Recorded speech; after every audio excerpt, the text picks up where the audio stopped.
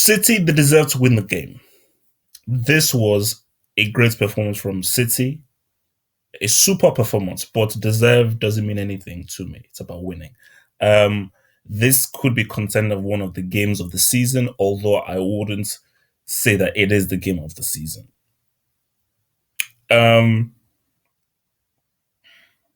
let's just talk about those. First of all, in the first half, there was only one team. They completely and totally destroyed Tottenham. I mean, the defense was better. We'll get to that. The ball movement, the spacing, the chance creation, how they open up Tottenham, the ideas, the creativity, the imagination, how there were different ideas, whether it's out into the wing, whether it's in the middle, whether it's a long pass, a short pass.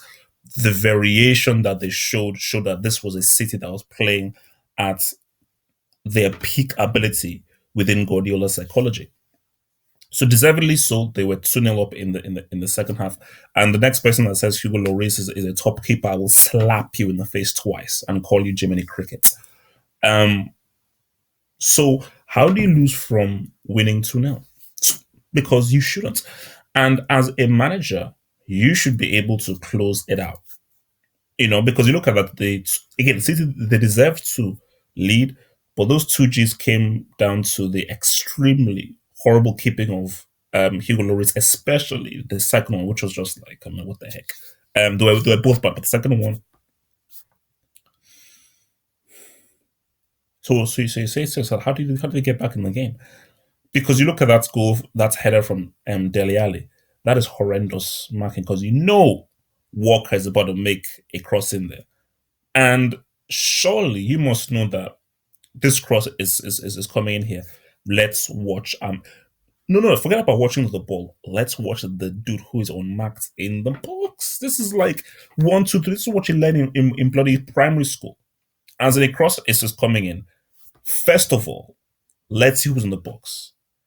If let's say you're a defender, you look back and say, okay, you have him, good, you have him. I'm now going to now mark my space zonally, but we have a man who is on the solitary guy in the box.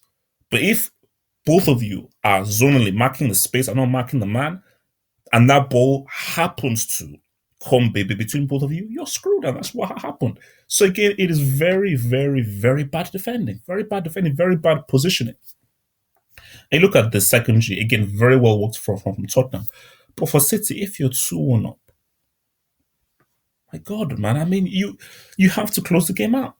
Whether you bring on Fabian Delph a lot earlier, you slow the game down, you create some fouls, you take the life out of the game, because that's how you stop Tottenham, because Tottenham are a team who like it to be fast-paced. For Pep Guardiola, as a manager, because you were coaching as if you were like a fan, it's like, let's keep it going end to end, this is amazing. But if you're a manager and there's like, no, I'm a manager, it's time to make things boring, make things, take the life out of the game. You put in another guy, you create some fouls, you slow the game down, you take the whole juice out of the game, and that is what restricts Tottenham. But Tottenham were like, hey, end to end, let's boogie them down because we know we can get a chance.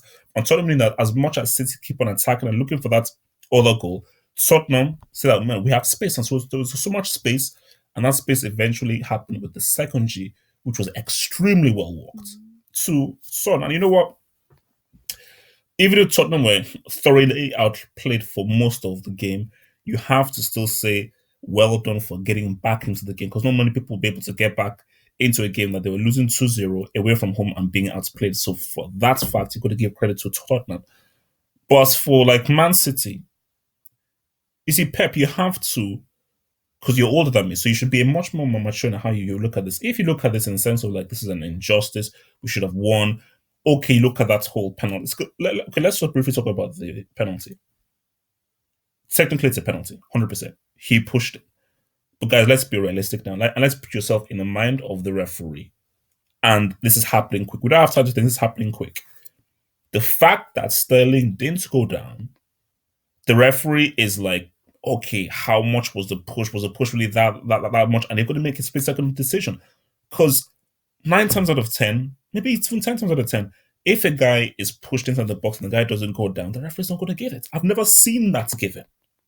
But so for Sterling, you have to be street smart. You just have to be street smart. As in, once you feel contact, go down.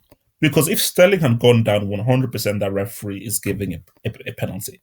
So for Sterling, you can't think the referee will be like, oh, that was a push. He didn't go there, but because it was a push, I'm going to give a penalty. I'm sorry. That in an ideal world that happens. In the real world, it doesn't. Um, so for Pep, you have to look at this in a sense of you were a great coach, you were a poor manager in this game. You were a great coach because the team were coached to perfection. They played amazing football. Gabriel Jesus, look the guy. He almost had an instant impact. He's crossing into the box, his shot, and he almost scored that G. That guy's going to be a player. But as I said, as good as Jesus is not a defender. And the reason why you were a bad manager is that you do not manage the situation. 2-1, as soon as Spurs got that one goal, you bring on another defensive minded player like maybe a Fabian Delph. You then maybe put an extra midfielder in there. You don't bring on a maybe that's the thing.